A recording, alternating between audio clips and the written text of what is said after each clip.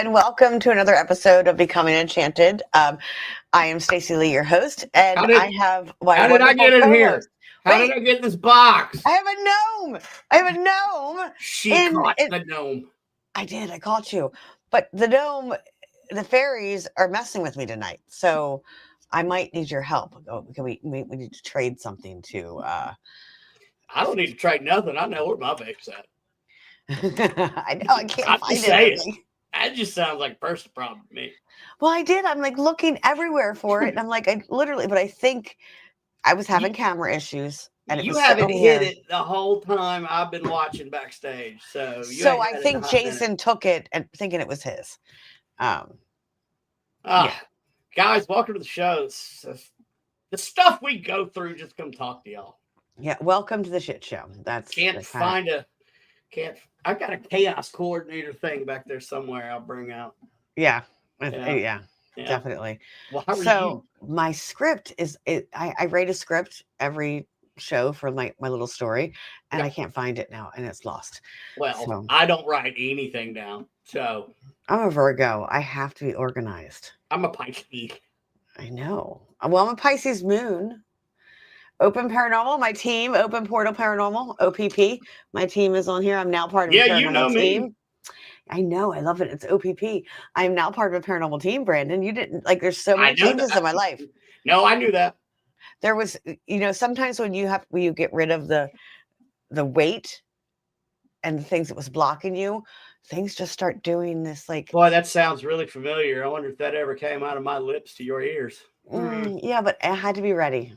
You had to be hard-headed and learn the damn hard way. Yeah, I did. I'm a Virgo. It's fine. Hello, Open Paranormal OPP. OPP. Yes. Yeah, I'm assuming that's Nicole on, but it could be Dave because we all have access to the page. So we are actually going to be in Waynesboro this weekend at the forget the name of the house, but it is it's Nicole. Nicole, what's the name of the house? Walnut Hill Manor. It's beautiful. Are you sure? I am sure. I've been there before. What if it was a pecan farm? And then here you're like, it's Walmart. It's Walmart. God. Walnut. What is this pecan? Hey, see? That's why you don't have a vape right there. Look at it. Everybody look. That is not the vape. I have been sick for 2 weeks. That's why we didn't have a podcast last week. And every once in a while, Walnut Hill Manor. See, I am right. So we'll be at Walnut Hill Manor.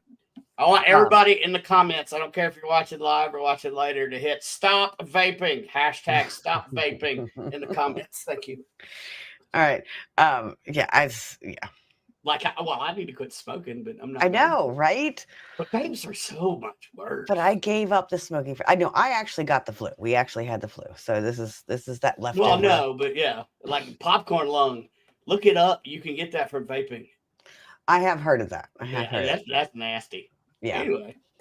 So I wanted to talk about our little, because I always bring up a little urban legend, a little myth, something like that. So I was looking up the dark history of Thanksgiving. Obviously, we're at not quite Thanksgiving Eve. Thanksgiving Eve's tomorrow, but we're talking about like things that maybe are not so good. Like we're thankful on Thanksgiving. We spend time with family, but not everybody has that.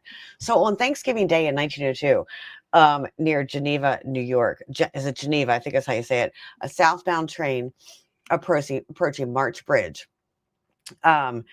And there was a man standing in the tracks, and they looked up and they saw a white figure, a white figure standing in the East Bridge, like frantically waving their arms.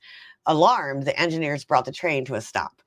Just as he did, another scream rang out, and the phantom figure vanished right before their eyes. The two men climbed down and searched the tracks. They were thinking they hit somebody, and then surrounding the area, they searched for any sign of the figure, but nothing. The tracks were clear. There was no sight of anyone anywhere. And as like they kept hearing this scream, and there's been these multiple stories of this Thanksgiving ghost that just kind of shows up. But I don't know, Brandon, if you watched the episode I had a few episodes ago, we were talking about the more of the psychological aspects of the white lady and things like that. But there it is kind of that nostalgia, and the grief. Like, it's not threatening, it's not malicious. It's almost like where grief and love Well, it depends. Going back to the White Lady, and no, unfortunately, I didn't get to watch it. I don't have much time now these days to just sit around and watch like I used to. I enjoy it, but I can't. But now, if you're talking about the Lady in White, yeah, it'd be great if it was you. But if it was me, the whole this whole psychology flips, because supposedly her husband was beating her, or insert. It's almost here. a like bad omen for men to see the White Lady. Yes. Yeah. So, and obviously, just bringing up that Thanksgiving, we have Thanksgiving, and we have the Day of Thanks, and historically what we're told about Thanksgiving, but there is also a darker side of that, like where in certain areas up north, there it is a day of mourning, because I'm treading lightly here because I don't want to get into the politics of Thanksgiving, but obviously, I don't think history and history books and what we learned in school portray the actual. Well, that's because the victor writes the rules. So, Yeah. So, but anyway, our guest tonight, I'm very excited to have on. It's Gregory Fedora. He has his own podcast and multiple books that he writes. And again, my entire script with all of this stuff on it just disappeared. And that's just kind of how things go in my world. The fairies, I said, like, the fairies are messing with me. That's right. So he has some new books, but he has a podcast. I've been listening to him. We actually have done some research with him regarding like South Mountain magic and some of the urban legends and cryptid versus spiritual ghosts that are in the Hagerstown, Maryland area, and it's very interesting. He has a world of knowledge, done a lot of research himself. So without further ado, I'm going to bring Gregory on. Welcome, Gregory. Thanks for joining us tonight. Hey, thank you for having me. I'm excited to be here. Welcome on. Well, yes. Sorry about last week. I was very sick. It just wasn't time. I would have been coughing, even though I'm coughing now, but I'd have been coughing not as even bad, more. Right? So. No, it's not as bad. It was a sickness though. It was 2 weeks. Ew. 2 weeks long. Will I catch it like right now? Are you contagious? Am I going to get anything? Maybe if I blow him. Yeah, I'm going to catch a computer virus. Go ahead. Dad joke. Yeah, absolutely. So I'm actually I'm trying to pull up these books right now. You have a brand new book that just came out with, and it has some really cool artwork on it. And that is regarding the Snallygaster, correct? Yeah, that is. Ooh, what is that? Book. I haven't heard of that. Oh, so Brandon doesn't know what the Snallygaster is, and that's your friend who did the artwork, correct? Yeah. So he did all the artwork inside. Christopher Battles, he's he was a Marine Corps combat artist. He's actually the artist in resident at the Marine Corps Museum. He actually has stuff hanging in the White House, the Pentagon, around different galleries around the country. He's far and above, should not have been doing the art for this book, but I've been a really good friend of his for a long time, and we've always tried to come up. We've always wanted to do something together, and he's just, like I said, he was very busy. Like, he traveled with the Marines and the Navy SEALs during Afghanistan, and he was there with a camera and art stuff and drawing while bullets are flying by his head, So I mean, it was crazy. And finally, when I did this book, I had finished writing it. I was like, I need good artwork, and so I contacted him just to ask if he knew, because he also teaches. And I go, do you have anyone who might be interested in illustrating? And he goes, man, I really want to illustrate a book. He goes, I'll do it. And I was like, okay. So he got on, but you don't know what the Snallygaster is. I know. Yeah. So I'm not big in the cryptid side. I do more of the the paranormal, like, because I know they're real. Like, I grew up on the res. I know Bigfoot's real, so I don't, So, well, I can do a brief, like, tell you what Snallygaster is, so then you can be up to date. All right. Yeah. So basically, the Snallygaster is the oldest, and I call them the oldest colonial cryptid, because obviously the Native Americans had Bigfoot and Thunderbirds and all that, but this was the oldest, and it beats the Jersey Devil by 5 years. So the first stories of Snallygaster were in 1730. The first Jersey Devil was 1735. So basically what it is German immigrants came over, and when they settled in the Frederick and Western Maryland area, and they brought a lot of their superstitions and beliefs with them. And one of them was this thing called the Schnellgeist, which means quick spirit. And so they believed that there's this creature, and it over time it morphed, but it was like this dragon-esque bird creature that lived on South Mountain, which is right by where I live. I live in the shadow of South Mountain, is what I say. I can look out my back door and there's South Mountain. And so they believe is there. And what's interesting is the Native Americans in this area also believed there was something on South Mountain. Like, besides it being haunted, they did believe there was some kind of monster type of thing there. So they did that. And so I think it kind of morphed together. And basically the Snallygaster, over time, it became this thing where it's this part reptile, part bird, has tentacles and has one eye, and it has a beak, but it also has razor sharp teeth. And so it's this crazy, weird amalgamation of a bunch of different horrible things that are fearful. But the cool thing with the Snallygaster, now I'm getting in my a book, picture for you while you're talking. So the cool thing, like in my book, what I did is I found like all the different stories I could find about it, and then a lot of times these stories were like little paragraphs. It was like like in the 1731 was just, it was spotted on South Mountain by this family.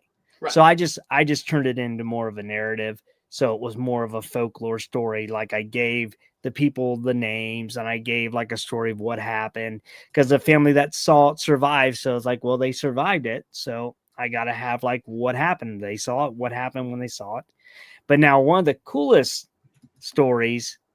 I don't know whose artwork this is, so I'm not going to be able to so that's one idea. Now, okay. Some artists do that. Like my artist, when I told him, because he was not into cryptids, and I said, I just gave him a description, and I just said it has tentacles, one eye, a beak, blah blah blah, and draw it how you think it would be. And so when he drew it, the tentacles came out of the neck, because he, in his mind, this thing would grab it and pull it. In his mind, like if it came out of its mouth, it would be very hard for it to use it as anything other, Makes sense. Yeah, he thought it would be something more defensive or attacking, not just for food. Okay. And so if it came out of the mouth, so that was just his rendering, and I actually liked it. I was like, that's really cool. That made it even more terrifying to me, because the tentacles coming out of the mouth always made it kind of feel silly. But right, it does. Like, it feels silly with the tentacles out of the mouth. Yeah. Like one of his. I'll see if I can show you the picture that he came up with. But basically, I don't know if you can see it, but basically, it's like this terrifying bat thing. Oh yeah, okay. yeah. Oh, there we go. Yep. And it has tentacles there, and it's like attacking this little dude. And so, sweet. I mean, he not for the dude. That was it. But anyway, not for the dude, right? Yeah, not for the dude. But as far as you know, he survived. But now the cool thing with Snallygaster, like I said, in 1909, which is interesting. Like I want to do more research on this. In 1909, so many monster things happened in America. It was like America's monster renaissance. It was. I mean, you had like Van Meter Visitor, you had the Devil Monkey, you had all these different monsters like made this huge appearance in 1909. But the Snallygaster, what happened was there was 3 moonshiners who were up on South Mountain, and they disappeared. Okay. And it became a big deal. And so much so that it got reported in newspapers. And then it got reported that the Snallygaster killed them. Well, at that time, you had Teddy Roosevelt over in Washington. He found out about it. And this is true. He wrote about it, that he and his son Kermit were going to come and hunt the Snallygaster for killing Americans. Okay. So and Teddy Roosevelt, he also wrote about Bigfoot, but he called it, obviously the Wild Man, because that name Bigfoot came later, that name. But he also wrote about the Ozark Howler and a couple others. But he was really interested in these weird monsters. So he was planning to come get this thing. Is it 1909 when the Jersey Devil came out? Well, the Jersey Devil was 1735, but it did have another big renaissance. Like they all had this, surge again in 1909. Like they all did. And I don't know why. I don't know what was going on in 1909 that suddenly all these monsters just had a surge. So when he was about to come to South Mountain, they found the bodies of the three moonshiners. And the story is that their distillery had exploded, and that's what killed them. But now, if you go with the fun folklore story, it is Teddy came and hunted down the Snallygaster and hid all the evidence because America couldn't handle the idea of there being a dragon, in the mountains. So we'll just say they died by the distillery. So that's the more fun. That makes fun tale. Yeah. So, well, I mean, it kind of sounds like what was the old West picture with the old cowboys with the pterodactyl? Oh yeah. I mean, I wonder. Yeah, that's been around a long time. I mean, also you had that.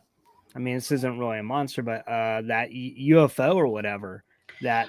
I was just about to bring that up. Isn't that all around the same time, right? Yeah, it was all around that same early 1900s in that town in Texas, and they had there's a plaque there. I can't remember where it was, but it's all in that same. So something was going on in the zeitgeist and in the atmosphere. It was aliens.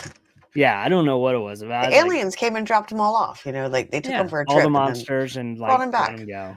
Yeah, but yeah, so Snallygaster is my favorite because it also has an arch enemy, which is the Hexwolf Dwayyo. Yeah, which is in our area, my area. Yeah, he comes all the way up to you guys, and then he and the Snallygaster are bitter enemies. What about the Snarly Yow with the Snarly? Is there any stories? Not really. They don't. As far as I can find, there's no interaction, but they both lived on South Mountain, and they both are up there. Asking. But I think the Snarly Owl is kind of it's more like a little dog, not a little dog, but I mean it's not as a territorial, whereas the Hexwolf Dwayyo was a hunting type thing. Okay. And the Snallygaster was a hunting predator thing, and I think the Snarly Owl was not necessarily a predator because there's not a whole lot of stories that I could find where the Snarly Owl actually attacked or killed people. It seems to scare them and run them off and then vanish or make you go off the road. Whereas the Hexwolf and /Dwayyo and the Snarlygaster, they seem to hunt people down.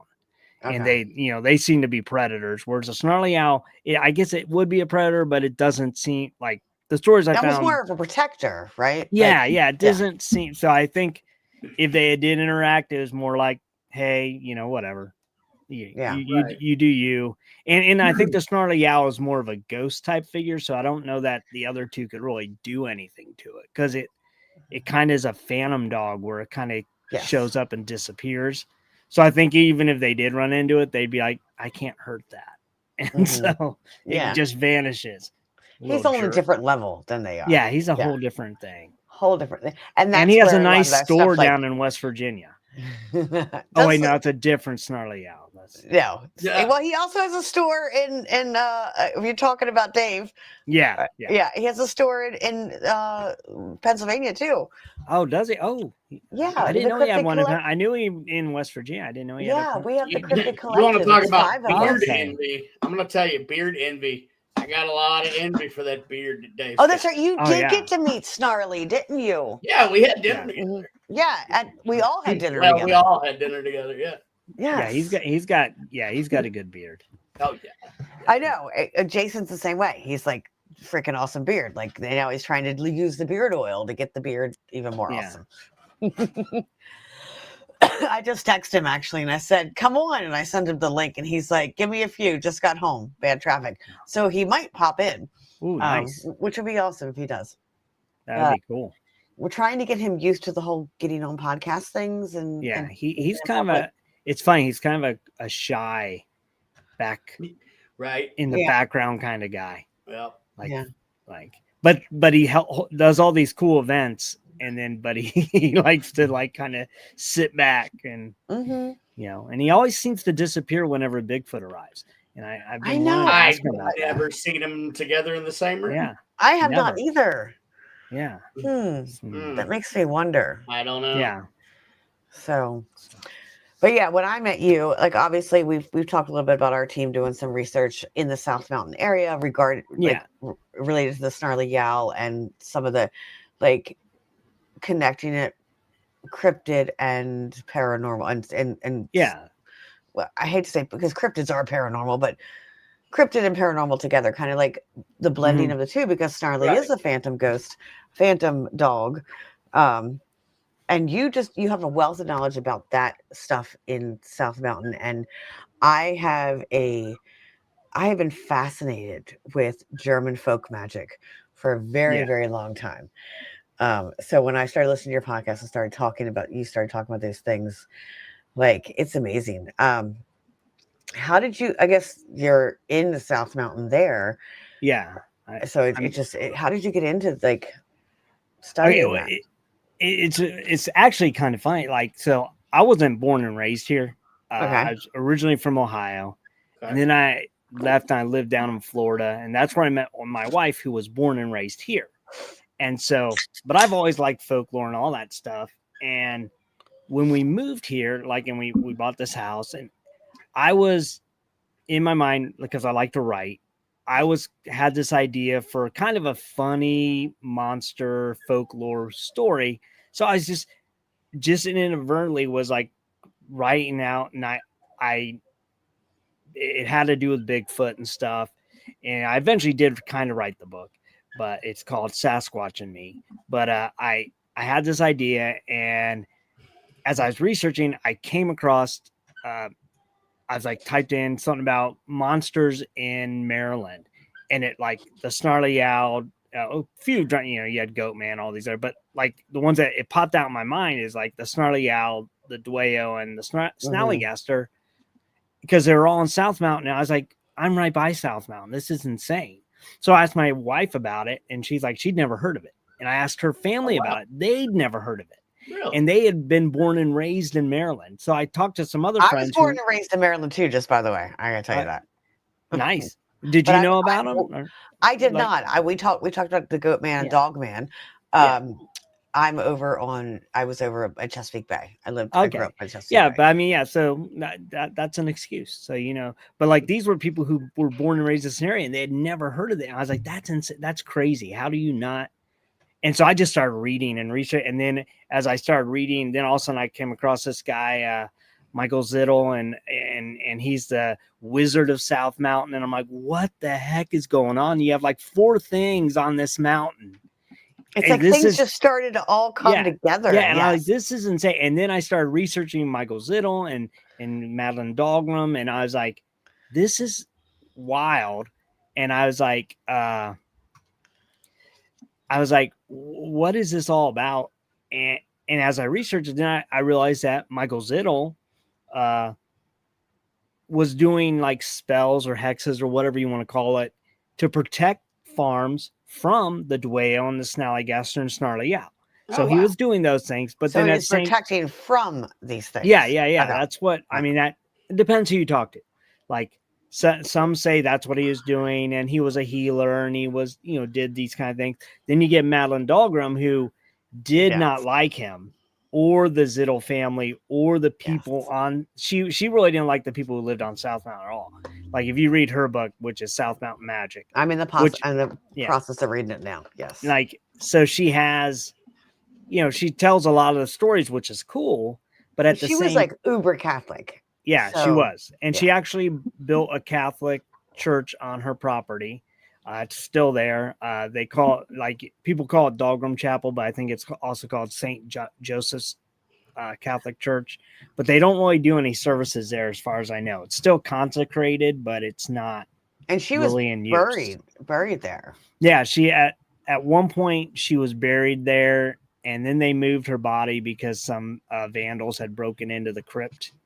And as far as I know, they didn't really desecrate the graves or anything, but I just know they broke into it. And so they moved her body, and I think her husband was in there and someone else. I don't know if it was kids or who, but there's some other family member in the crypt, but they moved them somewhere else. I'm not sure where they got moved to. Just like Michael Zittel was originally buried in the Zittel Cemetery. And where we went to. Yeah, we went there. And then he got moved to the Boonesboro Cemetery to be where his daughter and her husband were buried. And so I'm just going to real quick, because we're talking about we did end up going before we met up with you that day. Oh, wow. Yeah. We went out to the chapel. So this is the chapel. Yeah, Dahlgren or St. Joseph's. I think it's actually, it says Dahlgren. Yeah, the Dahlgren Chapel. Yeah, they call it the Dahlgren, but it's like originally it was consecrated as St. Joseph's or something like that, I think. Because it can't be consecrated as the Dahlgren. Dahlgren Chapel. Yeah. Chapel. But and it's really the video. Hold on, stop. Hold on, because there's probably farts in there. Yeah, I mean, why not? It's really cool on the inside too. I didn't get to go. We didn't get to go on the inside. Yeah, they very rarely open it. So. Yeah. So that is the chapel that we went to. So she had a very negative view, and I don't know. I've been listening to so many podcasts lately and doing so much research on Zittel and Dahlgren and that area. Was it your podcast I listened to where there was a lady in Lancaster? The Hex. No, maybe that was somebody else. No, it wasn't. Yeah. There is a lady in There was a lady in Lancaster around the same time period. I forget, but because I think that's where they say a lot of this, the South or the German folk magic stems from is Lancaster. And there seems like there's some relation there, and we're still trying to figure that out. Yeah, they're all somehow related, because they all practice the same. Jason says St. Joseph Chapel of the Sacred Hearts. Yeah. So they're all related somehow. I mean, they all practice the same witchcraft, or not witchcraft, but I'm going to call it the wrong thing. Like what? What do you call it? It's because it's not witchcraft. It's folk magic. That's what we call it down here. It's folk magic. Yeah, it's folk magic, but it had a specific name, and it totally just blanked out of my head. It's in my book, and I quote some of the, but it was a mix of Catholicism, but also their ancient Germanic beliefs. Right. So it's kind of like old school Santeria. Yes, it was very similar to Santeria. Yeah, and the word hex itself wasn't a bad word. Right. Well, exactly. Like a lot of times, like when you hear someone hex this or that, we have this bad connotation. But back then, it didn't mean it just meant you were putting a spell or asking for protection. Yeah. You were doing something. And it could have been good, or hex was either good or bad, depending on what you were doing. So he would do hexes on farms to protect them, but he would also do hexes on people to screw them over, give them, right. And because it depended, what they were after. Yeah. And now the thing with him, he, for the most part, seemed to not take money for what he was doing, and that was his thing. He was and this is where it's kind of funny. He was adamant about his belief that you should not take money for doing your services. Right. And and by trade he made shingles, and that was his work. Well, as he got older, he was running into some financial trouble, and that's when he published his book, which was all his spells. And then, true to what he had always said, he ended up in further destitute. You would think he would have made a lot of money, but it went the wrong way, and he ended up, even worse off by doing that. And the funny part is, Madeline Dahlgren, in her book, kind of was mad, like said, see, he's all about the money, yada yada, and you should never do it. Hey, Snarly's here. I know Starley's in the house. Hey, Gregory, Brandon, Hey, What's Stacy. up? There I'm here. is the Snarly. There is the Snarly right there. That's the See? cryptid creature of the woods. Yeah, and we'll see if he vanishes. And Yeah, after he probably. scares us, Bigfoot shows up. Yeah, yeah, because they won't be in the same room. I've The never Snarly seen him. Yowl, yeah, Snarly Yowl and Bigfoot are never in the same room. Right. Same So we're time. saying, why is Starly Yowl and Bigfoot never in the same room? I've never seen them in the same room, same Yeah. time. Every event I've Bigfoot been don't to, like I me. see you, and then you're gone, and then Bigfoot Yeah. shows up, and then when I he know. leaves, you come back. Yeah, everybody there's one says that time Bigfoot was Chewbacca- there, and I never get to meet him. Ever. And I Same got a thing good, happened. I got a good picture of him, and he wasn't blurry. So I mean, that was like, that's Yeah. another. Can't see Yeah. me. Oh, John Cena. So See, I had the same thing happen last weekend. Krampus was there, and I didn't get to see him either. dang it. So I That's just want to great. show, now that we have Snarly on here, I'm going to share this screen again of the picture of Snarly Yowl that we found in, and I forget the place, so you guys can help me in the name of this place. It's in Boonesboro. Boonesboro Museum. Is it yeah. There's like one of the first pictures of Snarly Oh, yeah. Yowl, Yeah, hand drawn. Yeah, the look there he is. on Snarly's face when we saw this, it was like, oh my goodness. It was like a kid in a candy shop. I see Yeah. the resemblance. I mean, Yeah. on the probably on the maternal side. Maternal. Yes. Yeah. Dave, you don't know Brandon? You Yes. remember? Oh, yes, you do know Brandon. Never mind. You Yeah, I guys know met. Brandon. Never Yeah, mind. we've actually been on a show together before. Yep. Mhm. Yeah. He's elusive. I'm assuming, Dave, since you're here and Jason's in the living room, this is Nicole talking on our page. Nice. Susan says, "Hi, y'all. Hello. Happy Hi, Tuesday." Hello. So yeah, so I'm glad you got to come on, Dave. I don't know how much I want to talk about, but we were just talking about the folk magic, the German folk magic, and kind of a little bit of the research we're doing. But Gregory has so much, like listening to your whole podcast about Dahlgren, her book. Mhm. Like that was the thing that kind of got me, and the stuff that you like really were into it. Yeah, she well, she fascinated me for a couple of reasons. Like, one, she was fascinated with South Mountain and the stories, but she also, like you said, she didn't seem to like the people of South Mountain, and she didn't like the stuff that was going on, but at the same time, she was fascinated by it. And the one thing I thought was funny is like she like kind of poo-pooed Mr. Zittel for selling his magic and writing down the books, but in her book she quotes part of his book. And so I always was kind of like, well, that's kind of hypocritical. You're mad at him for writing the book, but then you quote his own book in your book. It seems like that's what I wanted to ask you about, because she seems super fascinated, because I'm reading the book now too. Super fascinated with all this stuff, but at the same time, yeah, there's like a disdain for it. But is it it's like so weird? I grew up Catholic, so I get it. Like, was it her values of being a Catholic, and I don't know, or is it all a gimmick and a scheme? Like, she was just like, this is going to make me money, so I'm going to write this book.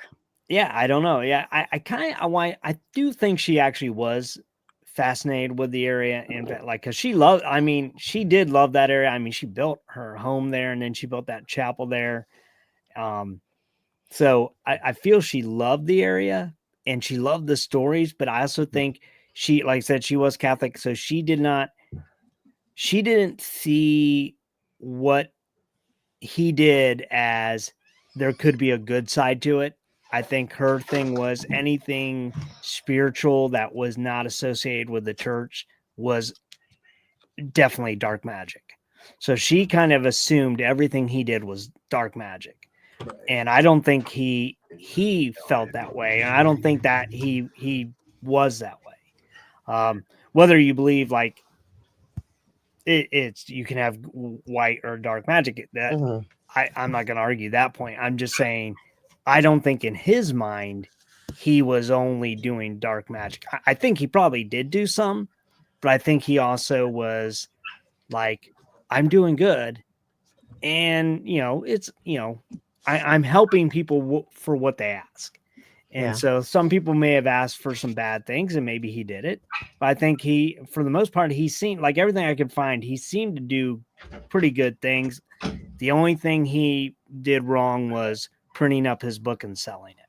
And that seemed to be And that was a big his no-no down. in And that that was his book. own no-no. That was the weird thing is Right. like I don't know if that's in every like folklore magic you're not supposed to make money off it. He just really believed you were. Well, Like I don't know if other yeah. wizards or folklore So people felt the same way. So it may have just been an that's oath he still made a to thing himself. nowadays. Modern. Is I'm it? going to bring Brandon. You know that. Like we deal with that too. Brandon, you don't normally charge for your services. Brandon's a shaman. He does healings. I go back and forth. Like I don't charge for a lot of my things because it is more of a gift that we think we're given, and we're bringing that over to them. But then, of course, we want to do these events. We need to go help, so we need to charge money to pay for the events. But so, Brandon, what are your thoughts on that? Like, and I think that's another reason why I brought you on, because that was her big thing about not charging and not making money off of what we do as healers. What are your thoughts on that? Well, I mean, there's two schools of thought on that. One could be you're gonna listen to whatever your teacher said, and if they're that way, then okay. There's no set. But I just choose not to. That's just my thing. Like my whole family. I mean, my great grandma, she didn't charge, and I was lucky enough to know her. She didn't charge for anything. My grandma didn't charge for anything, so I mean, I was given the gift freely, Mm-hmm. so I in turn give it away freely. I mean, I do expect like tobacco or something. There needs to be some type of spiritual exchange, but it doesn't have to be money Or a really comfortable bed. or a really comfortable bed. Yeah, or whatever. But I don't charge money even when I go to these paracons. Like I charge just enough to break even. That's kind of what I do. Yeah. Because Yeah. I like seeing everybody, and two, I mean, nobody's made of money. You're not gonna Yeah. get rich doing cryptids and ghosties. Oh, where was mine? But The elusive vape. We found it next to your purse on your craft desk. somewhere. Somehow it ended up out there. what? Yeah. See, I didn't do it. You didn't do it. Yes, you did. You moved it from here out there. So But I I mean, I don't see. I probably needed to quantify that. Not that I see anything wrong with people charging like it for Reiki or whatnot. I mean, if that's how you feed your family, that's how you feed your family.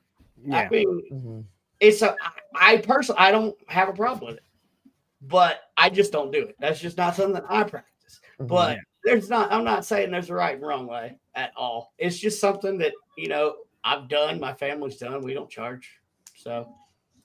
Yeah, I think for him it may have been because he kind of made it his oath or made it his thing that he would not charge. Well, I think it's also part of that dogma of what he. Yeah, and then when the hard times came, he broke his own oath, and I think that was kind of like self-fulfilling, because like he had always been very adamant about not, and then he did. And so I think a lot of times, like if we have we like even just in Ray, like I will never do this, and then you do it, and then you just inadvertently life just goes off the rails because, and it may have been like, oh, the thing you said you'd never do wasn't that big a deal, but then all of a sudden, it just because you had been so adamant, you just Well, could you put all that energy into just not doing that? That once you break it, it's the beginning of the end. Like, okay, you broke your word to yourself. And that's devastating. And I found it fascinating, like his book that he did. I think it's A Friend in Need is what, Friend it. Yeah, I actually have it up in the Google and Photos. so he wrote it, or like the story is he got it. It was in Spanish, and like the story. Yeah. There's a whole story behind it. He got it, and this is where it gets really fascinating and crazy. He claimed that it came from Jerusalem, but it was written in Spanish, and then he translated it into German. And like when you'll see it in, I think it's in Dahlgren's book, she talks about it. And so I don't know, like that's where I heard this story. I think it was in South Mountain Magic, and then translates it into German, and then from German he translates it into English, and then that's where he sells it. And there's only one copy, and it's right here. Yeah, we got to see it's in the Boonesboro Museum, which is like crazy that they have it. And it was and how they found it, it was in some lady's drawer or something. Oh, wow. And it just happened. It happened like their grandmother died, and they're going through and they found this book. And it's like, what is this? And it's like the only one that existed that's left of the English version of his book. And nobody knows where the German one is. I kind of feel like it may have been buried with him. Probably. So it may be in the ground of Boonesboro in a box. Because that would have been his grimoire. Yeah. So I think that it's probably still with him. That would make sense. Yeah. Snarly, what do you think about all that? Like that, what he's saying about Dahlgren and not agreeing with Zittel charging? Like, I know we've talked about that a little bit. I wanted to ask Gregory, she had a different status, like a financial status. She was above everybody else up there. Would that have played a part in how she looked upon Zittlestown and the Zittles and all the people around South Mountain? I think it did. Like, I mean, that's just like, that's kind of almost a natural human thing. Like, and I think she did. She was wealthy, like, obviously. Like, if you see her house and the fact that she was able to build a chapel and the house she lived in was pretty. And so, and we kind of do that naturally as humans. Like, if we see somebody, like you see that person on the side of the road with the sign, we like, whether you should or not, you have a thing. It's like, if I give them money, they're going to use it on drugs. Exactly. It's like you immediately have that. So she had this, I know she had this because she writes about in her book that they were uneducated and simple folk. And so she had, like, I don't know how much interaction she had with them other than she may have saw them. She may have had a little bit, but I do know that she was alive at the same time he was alive. So I know she had to, because South Mountain's not that big. And where she lived and where his house was is less than a mile apart. So at some point she had to see him walk around South Mountain. Because she was up there and he died in I think it's 1877. 77, yes. Yeah. Yeah. And so 50 years to the exact day the Washington Monument was built. Yeah, exactly. And your girlfriend showed up, Snarly. She must have heard you. Yes, there she is. And then, interesting, like, he died on the same day. His daughter died on the same day, I think 30 years later. So they both died on the same day. I just want to address this comment. Susan came in. She came in late when we were discussing. Right now we're talking about Dahlgren. What is her first name again? South Mountain. Madeline Dahlgren. It's called South Mountain Magic. Magic by Madeline Dahlgren.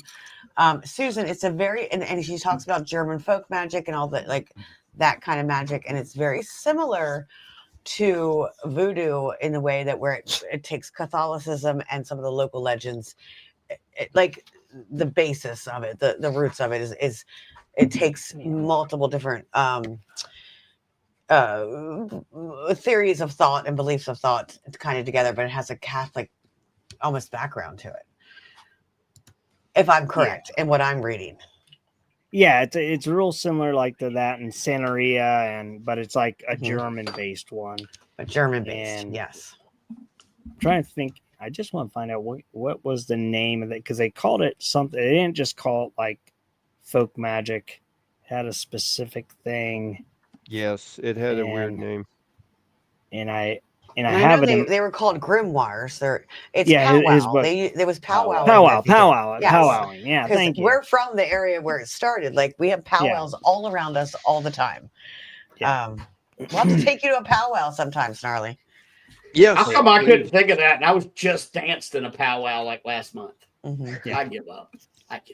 So yeah, it's actually in my book too. I mentioned powwowing. Yeah. It's in my book too.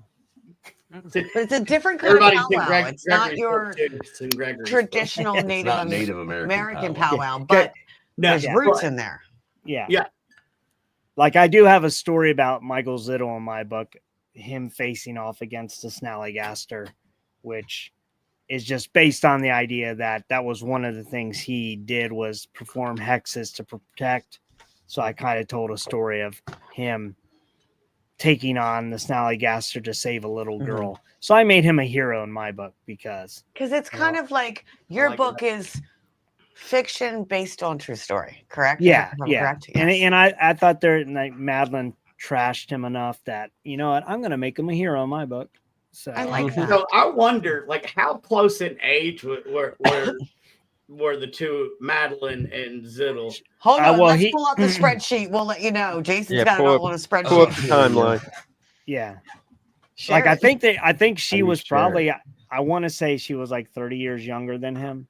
I want to say that. I'm not exactly sure if she was, but I know that they lived in the same area. I wonder if all the animosity came from if he trained her and then Where's the top? Oh, that's really small. I don't think you're going to see that. Like Yeah, that's really hard to read. He was born in like 1794. Yeah, I believe. 1794, died in 1877. I cannot remember hers.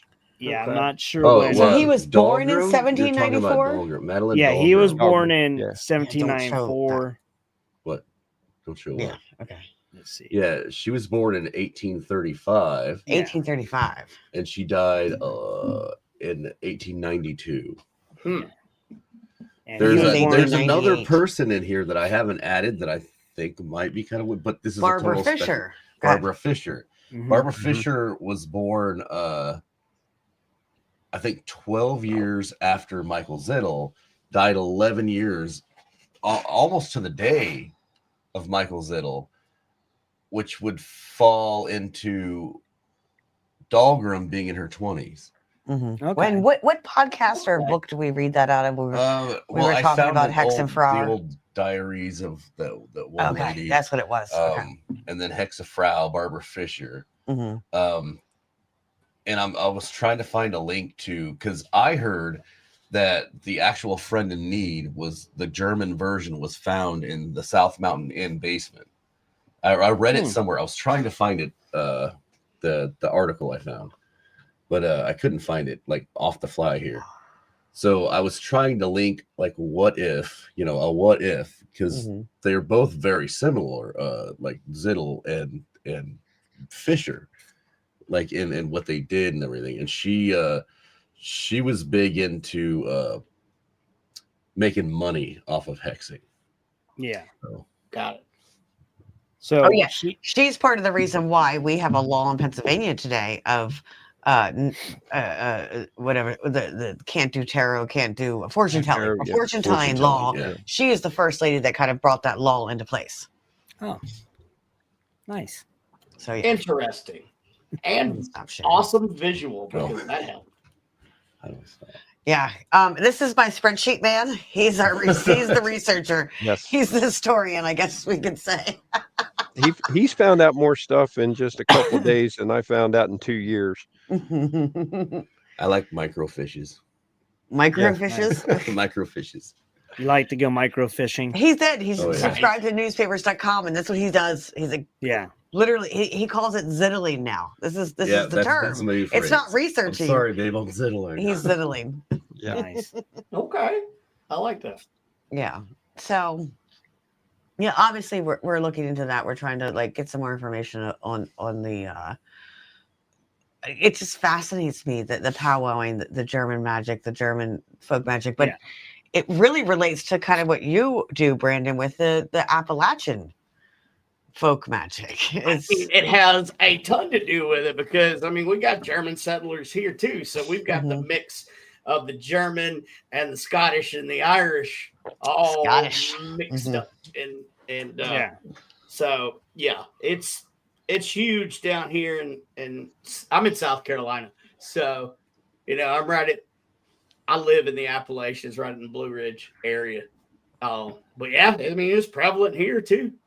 Yeah, and some of the German restaurants I've ever been to are like right up the road. So yeah, and you see like all of these monsters are really off of the Appalachian Trail, and he's like, if you follow the Appalachian Trail and you would like map the monsters, they're all along that. Yeah, they're all hanging out there. We got a bunch in South Carolina. We got Lizard Man, and then you have a Wampus Cat. And then the great Bigfoot battle of 1855 with the Choctaw. Oh yeah, you guys, you guys got some cool stuff down there. And then, but I enjoy it. I remember the news on TV, the 12 o'clock or the 10 o'clock news showing when the guy in the 80s got in a fight with the Lizard Man. The Lizard Man scratched inside his car. Yeah. Like I remember watching that. Like it's common here, so that's fun though. Yeah, I like cryptids and folklore. That's just not where I get to spend most of my time, but it's fascinating. It is. Yeah, it's. Gregory, what is your why? Why did you get into this? Did you have an experience with cryptids or? Not. I never I love going to the woods and stuff. But for me, I remember. I don't know if you guys remember. It's like back in my day, like they used to have like book drives or whatever at the school. Yep. Book it. Yeah. Yeah, you would go in and you get a free pizza. Yeah, and you could buy a book, and there was a Lamborghini poster. Oh, the book fair. Book fair. That's it. Yeah, the book fair. Yeah. Yep. I don't know if they still do them, but I just remember they do. I work at a school. Yep. Okay, the Scholastic Book Fair. Yep. And I remember going to it, and there was a book there, and on the cover, and I can remember the cover, and I cannot find it. I've been looking for it. It had Bigfoot, it had Loch Ness, and a UFO on the cover, and I remember, and I bought that book, and I mean, it was so cool to me, and it didn't have any pictures in it. It just had a lot of stories, and so that started piquing my interest. And then I was like really into Bigfoot and Loch Ness, and then as I got older, I started reading other folklore. I was like, what are all these? Like all these other crazy creatures that are out there. Like you hear these stories, and then you had like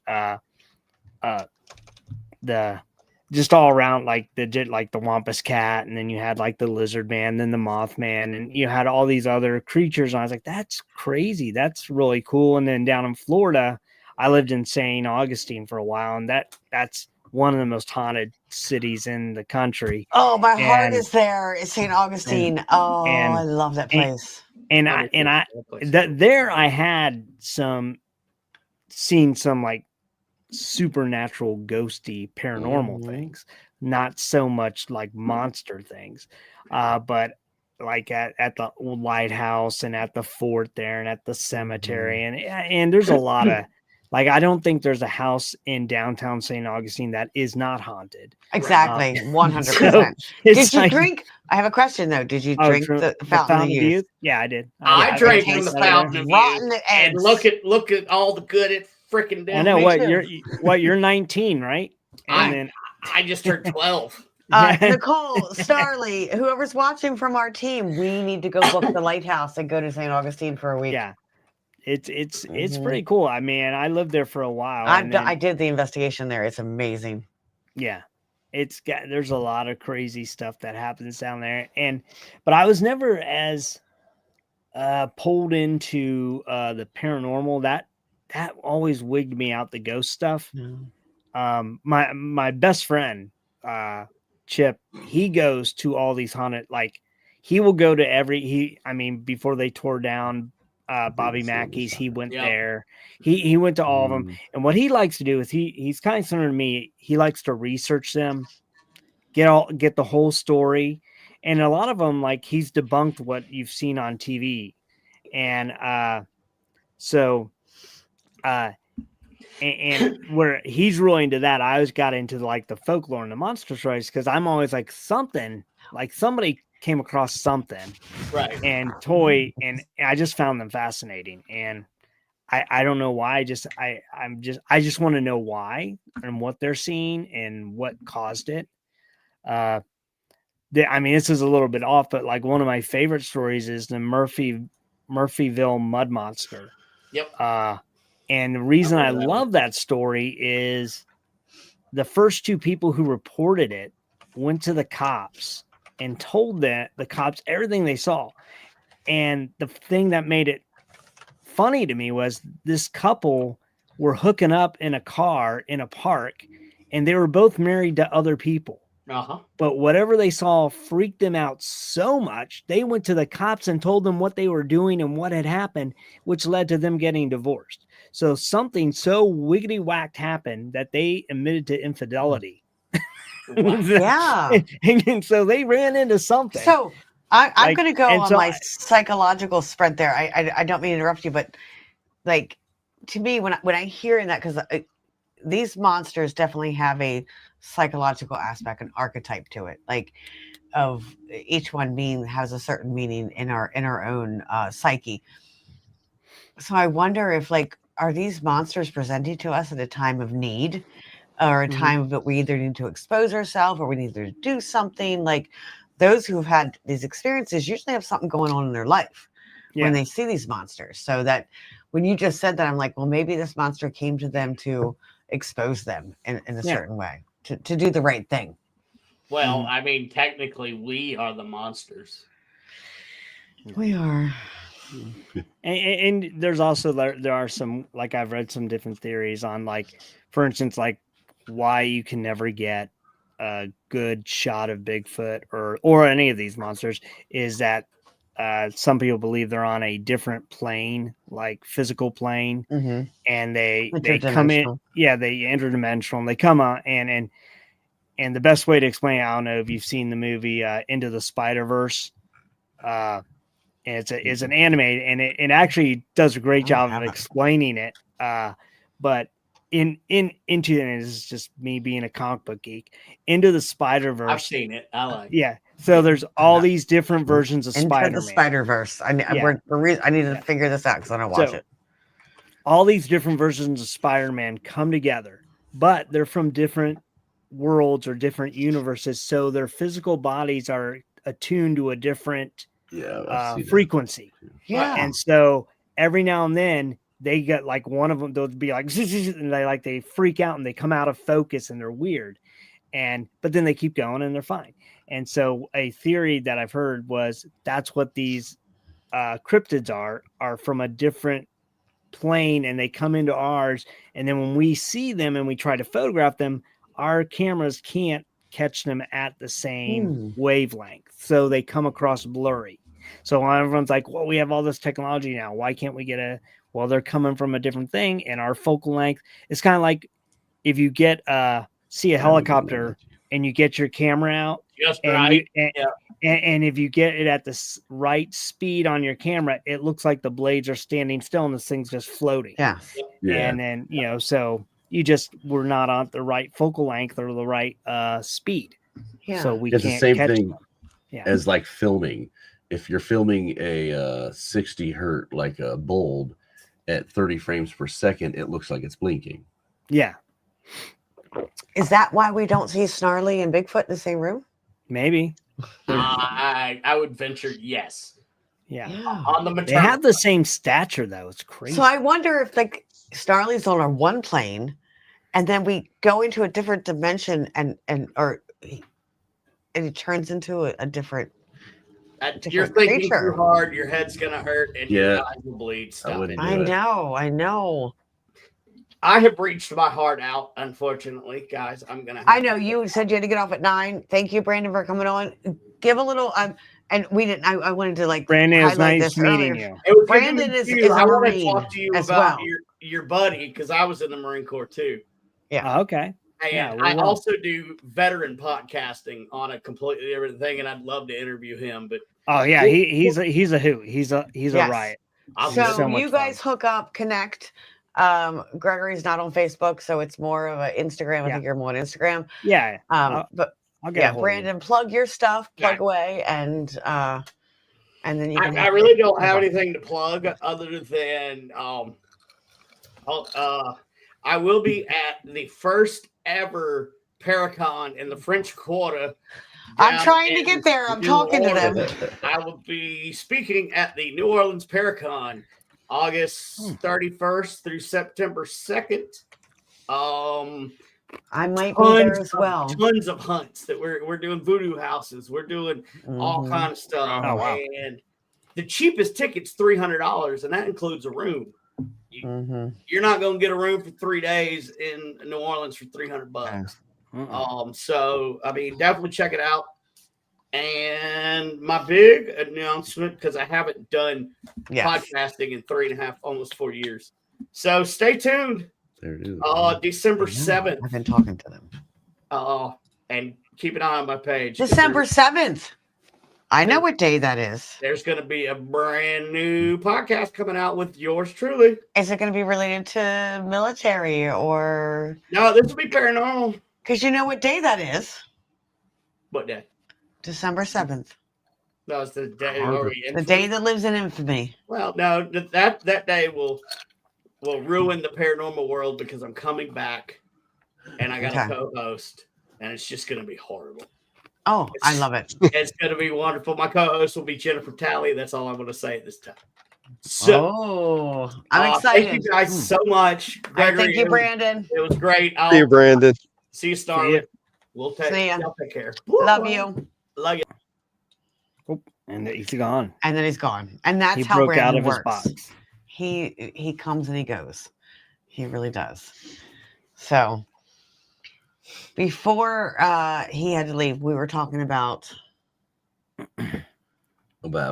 Yeah. See, that's where my mind goes because I think like the last thing we were actually talking about was the Mudman guy. Oh, the interdimensional. The interdimensional. And I like how Rachel, the glitch in the matrix comment.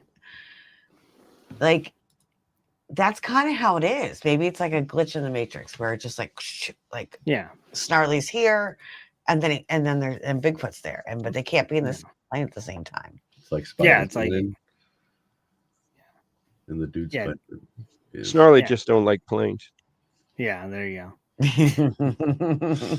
But see the interdimensional thing would also explain the snarly owl, which shows up and then vanishes. Like like it comes and goes and nobody knows how or why. Yeah. That's that crossover. Theory on Bigfoot too is the interdimensional Bigfoot. Mm-hmm. Because he's there and he disappears so quick and then he's gone. Yeah, I don't know. It's fascinating. It is. And see, I've done paranormal for many years, but always have had this heart for cryptids, and it's my own experiences in with seeing a Bigfoot. You saw a Bigfoot? Not saw a Bigfoot. Had experiences. Oh, okay. Yeah, I was where like, I thought was Bigfoot. You didn't tell me this. And it's just so much deeper. Like we don't have any answers. We don't have the research. We don't we don't have the evidence. Like we have a lot of speculations with all of these monsters. Yeah. Yeah, it is. It's a lot. There's a lot of different speculation stuff. Like, and for me, and that's what makes it fun. It's like trying to find it all and put it all together, and then I like to write about it. And I like the stories. It's about I like the story, and that's the other thing. Is like I said, like with that first book that I got, and I can't remember the name of it, but at the book fair, Jason was trying to look it up. He couldn't find it. Yeah, I can't find it. Like I can remember the cover, but I can't remember what it was called. Well, we're similar age, and I think I remember seeing that when I was younger too. I've talked to someone else, and they remembered seeing it as well. I say Bigfoot. It was Bigfoot, Nessie, and who else was on there? And a UFO. And a UFO. That was it. But I do remember that. It was just a lot of stories. And I think there's like a couple pictures, not much. But then when I started writing my books, I started making sure there were pictures of everything because I was like that for me. I was very visual and I liked seeing that. And everyone I've gotten the book, they really like the idea because I have it like a size comparison of the monsters to a person, and like so then they get this whole idea of how big this thing was or wasn't. And I do not have your book yet, but I want to read it. Right. I super want to read it. Like, yeah, so I love that it's like fun. fiction, but based on a real story type of thing. Yeah. Well, I mean, it's like I said, like a lot of that, like with the Snapcaster, at least there's so many like short stories about it, but not a whole, like no one's put them all together. So I think that's it. Hold on. Did you find it? No, I found a pop socket. No, that's no. Yeah. But it is. It's. We will keep researching the book. If anybody can find it, it'll be him. Oh, that'd be great. If you can find it, I want to get it again just because it's such a good memory in my life. So so that's kind of what started your journey. And that. And then just as I moved around and heard different stories, and I'd always go on ghost tours and do those kind of things. And like the only real, I mean, I've had some paranormal stuff, but like the biggest one was actually at Gettysburg. And my friend Chip, who knows, I really am like a real wimp when it comes to ghosts. Like I get wigged out about it because it's something about not being able to see. You're gonna go walk through the dark woods and get scared. I don't get scared of that, but it's like I think it's not being able to see what's there and it's doing something and that wig thing. So he's like, hey, let's go on a ghost tour of Gettysburg, and I was like, oh, okay, because in my mind that we're just gonna hear stories, and that doesn't bother me. I love hearing ghost stories. I love ghost stories. What he didn't tell me was it wasn't really a ghost tour; it was a ghost investigation, and he had set it up, and we go there. And Farnsworth House? No, it was all around, but we got to and this was really fun, and I have the video somewhere, but the guy gave us these dowsing rods, and I'm just being silly. And I'm like, oh, is anybody here from Ohio? And the things just went woof, like they just crossed. And I'm like, all right. And I like pulled them apart. I'm like, okay, that was weird. I go, okay, how about Dayton, Ohio? And because that's where I grew up, and they went crossed over again real fast. And I'm like, okay, this is like I go, yeah, what is going on? And then the guy that was with us, he goes, are you being silly or do you realize where you're at? I go, I have no idea where I'm at. And he goes, come here. And he walked me over, and there's this monument, and I can't remember, but it was the regiment from Ohio, and it listed the towns, Dayton, Cincinnati, Middleton. And he goes, dude, you were right in the middle of where all these guys from Ohio died. And I was like, oh.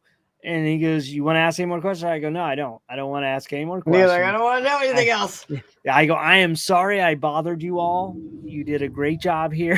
And I was just like, dang it. And he's like, because I was just being, but my friend filmed it all while, like, and we had no idea because it was so dark. We had no idea that there was a monument behind us. Will we be seeing you this weekend? Are we going to run into Snarly? I don't know if are you part? I don't know if you're.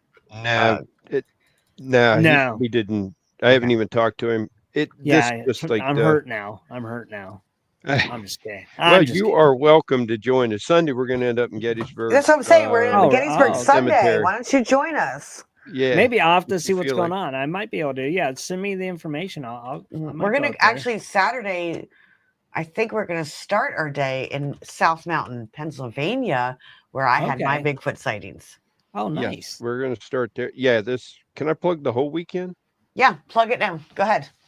Yeah, so Friday, Nicole and I are going to Hell's Gate. Then Saturday morning, we're going to, and I can't remember the neck of the woods. Hell's Gate or Seven Gates of Hell? No, we're going to Hell's Gate. Okay. It's actually in Maryland, but it's we're going there, and I think Nicole's going to go live briefly and tell some of the story of that. Okay. And Saturday morning, we're going to go up where you had your experience, see if we can find Bigfoot. Then Saturday night, we're doing an overnight investigation at Walnut Hill in Waynesboro. And then Sunday, we're going to Gettysburg, check out some cemeteries, look for Livingston. No. Livingston. Yeah, Adam Livingston's grave. Livingston. Yeah. Okay. And then December 4th, Nicole actually worked her tail off for this. So December 4th, we're going to be in Loretto, Pennsylvania. We're going to track down some of Father Gallitzin's stuff. And then we're going to do an overnight investigation at the Doss house where Father Gallitzin lived. And But that's on the 4th, right? Not the 5th? That's on December. The 5th, I am on my way to Erie for Krampusnacht. We could come the 5th, but we can't come the 4th. Well, the 4th is also the full moon. And that was why I had to be in Erie by Friday night, and because we're doing Krampusnacht Erie event over the weekend. And the 4th, I was going to be driving within 12 miles of Loretto anyway. So it is. You're going to be, up that way. I'm going up that way. So we decided, Nicole actually did a lot of the footwork for me and got a couple appointments for us to sit down and talk about Father Gallitzin. Talked to Shauna with the Doss house, being that it was the full moon. We set up an overnight in there. And although we won't be doing the entire night because I got to cut out so I can get ready to head to Erie. Oh, you're just scared. You don't want to stay in the Doss house. No one can sleep there. Yeah, no one. I would be able to. No, you would not. Yes, I would. No one can sleep there. Yeah. Let's do it. Let's all try and sleep there. Yeah. And like Nicole just said, we are going to be the first team. No, I won't sleep there. We're going to be the first team to investigate the barbershop basement. Nice. So Shauna's going to let us into the barbershop basement. Nobody's ever investigated it. No one ever has. As of the other night, they had the spirit box going, and the spirit box was saying, "Stay out of the barbershop basement." You need to stay out of the basement altogether. Like I I don't like the basement. I'm dying to go. I'm so excited. I can't wait. That'll be interesting. So we've got a lot of stuff. Find. Yeah, we've got a lot of stuff in the next couple weeks. No, you're not, Nicole. Sorry. I'll go alone after. Nicole says she's going alone. We'll see. Yeah, we can do like 30-minute sessions alone. Everybody. Yeah. Nope, I will not. Come on. Nope. No, I will not do that. It's a protection thing. You will understand when you go see it. You have not seen it yet. Dave, you have been there. You've seen the Doss house, right? I have not. Oh, you have not. Nicole's been the only one that's been there. Okay. Yeah, she's been a couple times. So, but I'll get my first time in there.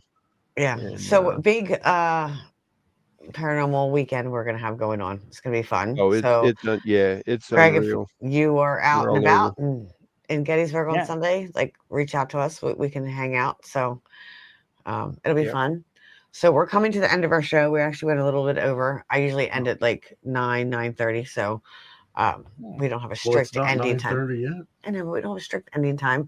But I want to give a chance, Gregory. Let's plug some of your stuff. Let's plug what where like your podcast. I really like your podcast. Like the Fedora they're really short and sweet, and they're like boom.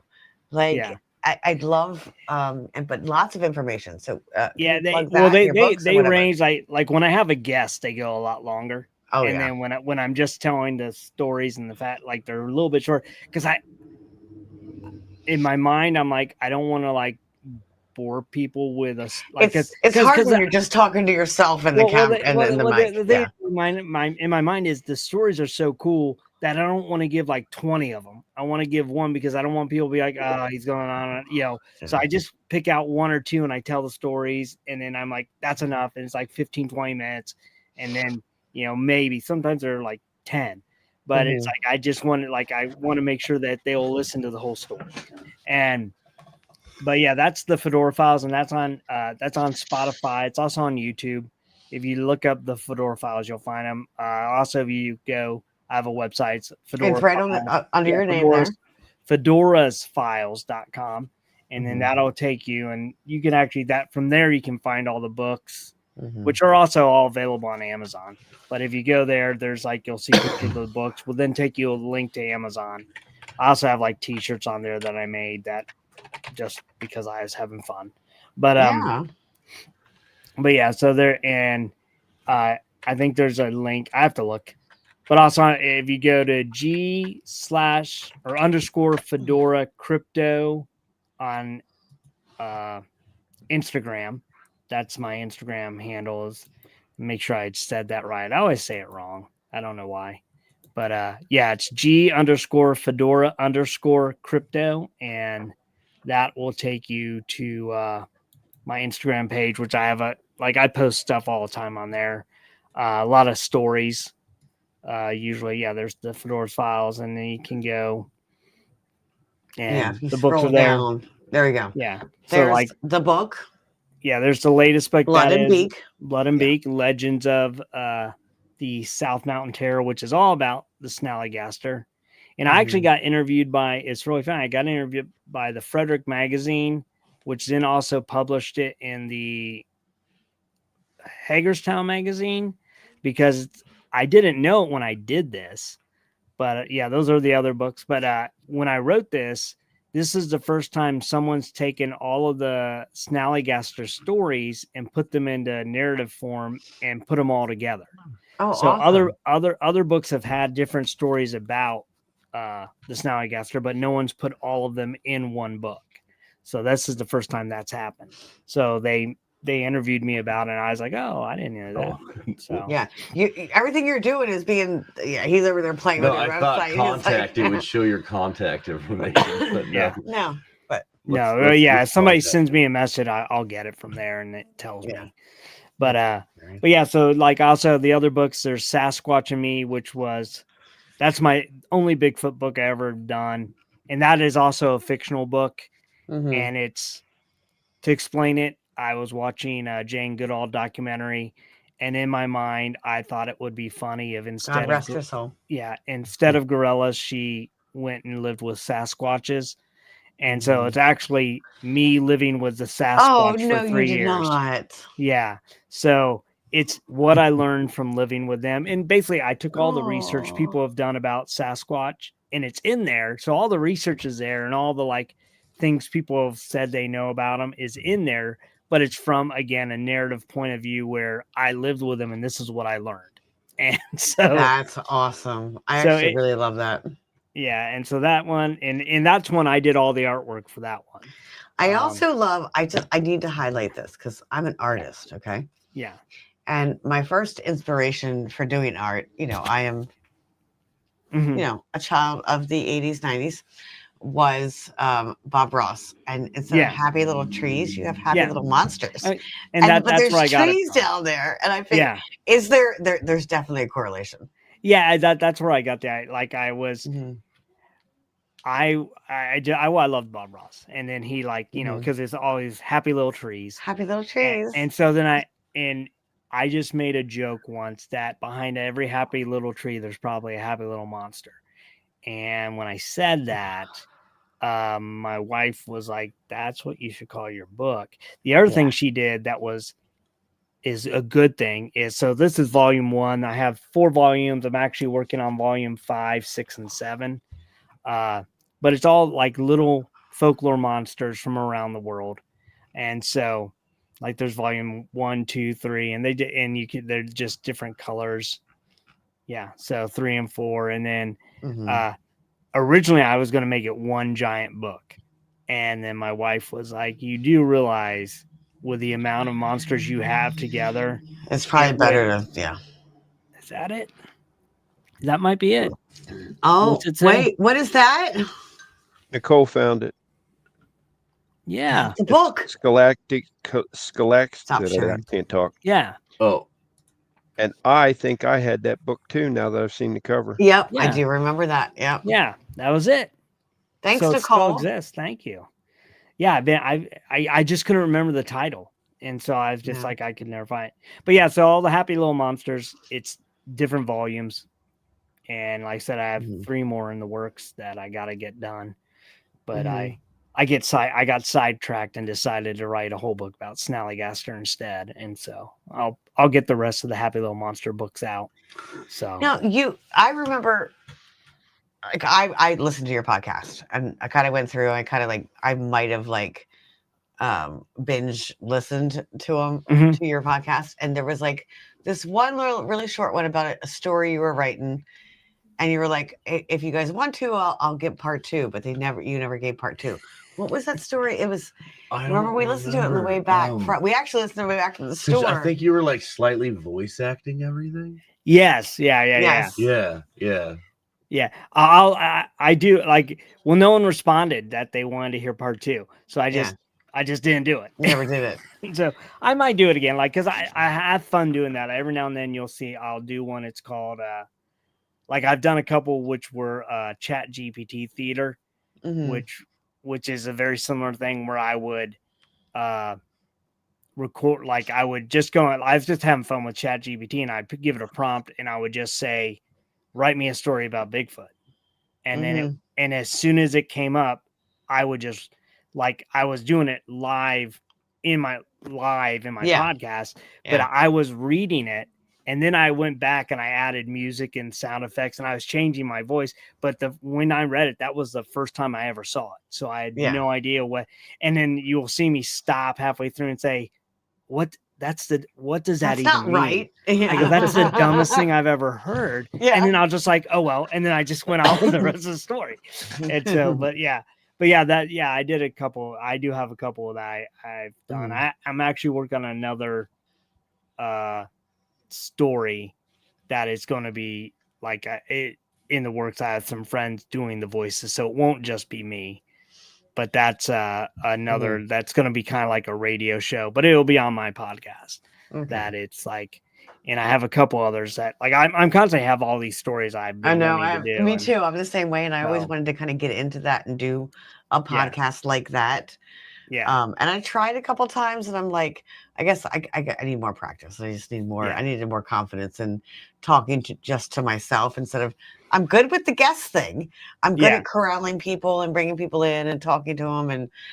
But I want to do more of that. But I really enjoyed it. I really did enjoy your podcast. Yeah, I'll probably get back to doing the part 2 of that story. I have it all done. I just haven't recorded it. And so, but I do have a couple other, like I have a couple other guests that are going to be coming. Hopefully, I just have to set the day. Because it's like, getting guests. Snarly's been doing podcasts a lot now. I'm sure he would be a guest. I know. I need to get him on. This is the like what I think I'll do. 4th podcast. Yeah, I want to have him on after he goes to the DOS house and find out what happened in the basement. That would be good. Yeah. So you have to survive that, so you can come on. I have been in the basement. Not in the barbershop basement. Yeah. No. So definitely. So you need to survive that. So would they open up that wall on the other side of the stairs back there? What's that? How do you get there? Because they open up that wall on the other side of the stairs. I don't know. I haven't found out yet. But we will see when we get up there on the 4th. Yeah, that's exciting. I'm excited. I'm excited. Oh, it's okay. So Nicole, you go around. Yes, I know what you're talking about, and you go around. Yes, I have never been in there. I never wanted to go in. So yes, I know what you're talking about. Okay. Yeah, the dog you see, I'm excited. Is actually came from the owners of the DOS house. The dog that was here earlier. That they have bullies. She's snoring. She is snoring. Snarly, oh my God, we went to the shop. Saturday, was that Saturday we were there? Yeah, it's Saturday. And she runs in, and she, and I wasn't there. And she runs back. She runs in the room, runs in the bathroom. She's looking at you. She looks up at me like, so she needs to see you really bad. Tell her I'll be up there the 13th. Oh, I woke her up. Oh yeah, that's when you'll see her, the 13th. Yeah, I woke her up. I was gonna record what Stacy's talking about is our store. and she used to bring in Raven to see me at the store when I would go up to Cryptid Collective up in Selinsgrove, Pennsylvania. Yeah. Stacy would bring Raven in to see me, and she would run into the store and run up to me and greet me. But Stacy has been going into the store when I'm not there, so Raven can't find me, and I she gets mad. know, because now I'm one of the part owners, like one of the co-owners, and now I go She's and one just of our work the partners store now. instead of just going up to sneeze Snarly. So now I go by myself, and well, Jason comes with me. But yeah, so Raven gets very sad not to see Snarly. Oh, Yeah. She does. I understand. Yeah. I wouldn't know. She got a new harness tonight. Wait till you see it. It's an actual bully harness, so that'll be cool. But yeah, so the store, Snarly, plug the store, plug that, and then I'll have, and then we're Cryptid gonna Collective end out. up in Susquehanna Valley Mall in Selinsgrove, Pennsylvania. My friend Gwen from Got Knockers, Gwen Purcell, put this all together. What was it, February, when she started trying to find us partners, put us together. We've got a collective of owners. There's 5 of us back in the store now. There's Stacy and Pebbles and Gwen, Kayla, and myself. We're all cryptid themed. With a little crossover, the paranormal, the horror, the metaphysical, and all that, but it's mostly cryptid themed stuff in the store. It is. It's a wonderful and wonderful little shop. You guys, you guys, I guess now I can say we grand opened in May, and I was actually there for the grand opening. I've been trying to get in the store for a while. There was some blockages there, but we've cleared those blockages. So she's in. We're all. It's my little happy place. So. It is. It's a very happy place. So come out to the Susquehanna Valley Mall. There is a Krampus event. December 13th to 14th. We're gonna have a Krampus still celebration. Looking for vendors, right? Yes, we're still looking for vendors. This has been kind of a quick put together, and that's a long story to begin with. But what we're going to do is have pictures with Krampus there. So the pictures are free to the crowd that wants to come in, get their pictures with Krampus, come in, sit with Krampus, get your picture taken, and the picture will be available later on in the week. Pick up from the Cryptid Collective site, my website, my social media. That's fun. So it'll be fun. Hopefully, we might see you there, but you can come up and check us out. But everybody, go check us out. Come to the Susquehanna Valley Mall. She's, I'm sorry, the dog's distracting me. My brain is not working right now. Jason. What? What am I thinking? There was something I wanted to say, and that's why my brain's not working. Oh, Jason's over here looking at like reviews for the Cryptid Collective. Cryptid Collective, yeah. And it kind of got us sidetracked. So turn that screen off. All right, Gregory, thank you for coming on tonight. I appreciate you being on and being like kind of very flexible for last week of being sick and stuff like that. So thank you for having me. It's fun. I'll come on anytime you want. Yeah, it was awesome. I really enjoy all of our talks. I know we're going to talk more because, obviously you're a big part of what we're doing. And yes. We're going to get more information from you at that point. And Snarly, thank you for coming on. Yeah. Look at this. To see you, Snarly. You're getting used to this. Yeah, you too. You're getting into the I'm getting more and more comfortable. I still blame Nicole. It's Nicole's fault. Yes. So I guess I'll meet you Saturday too. Nicole, you met him already. There's a whole chat going on separate outside of our show. Oh, okay. So it's a back and forth. So thank you guys for coming on. And if you want to leave anything in the chat, like your links, I mean, obviously Fedora's, make sure you put the S on files. It took me a long time to figure that out. And a lot of searching on the internet. I'm like, oh, that's how it is. The S on Fedora. It's Fedora. Oh, here's the thing. Fedora is file. So yes, we were driving a long distance, Stacey and I, and then she put your podcast on, and she was like, "This is the Fedora files." So all I can think about was like a fedora, like at the hat. The hat, yeah. Yeah. So I was like, Fedora, like I don't know. It was weird. Well, if But you look at there's the no S website, on Fedora, so Yeah. Fedora Yeah. S files. yes. So, Nice. thank you all for watching tonight. Thank you all who've been here. If you need to reach out to any of these fellows and you can't find their links, message me. I can give you any of their information if you can't find them. And remember, you guys are here, or I am here because you guys are here. If it wasn't for you sharing, bringing the comments, coming into the comments, interacting with us, I wouldn't be here. So thank you very much. And I hope everybody has a wonderful night. Remember to fill your cup first. If you can't pour from an empty cup. Good advice.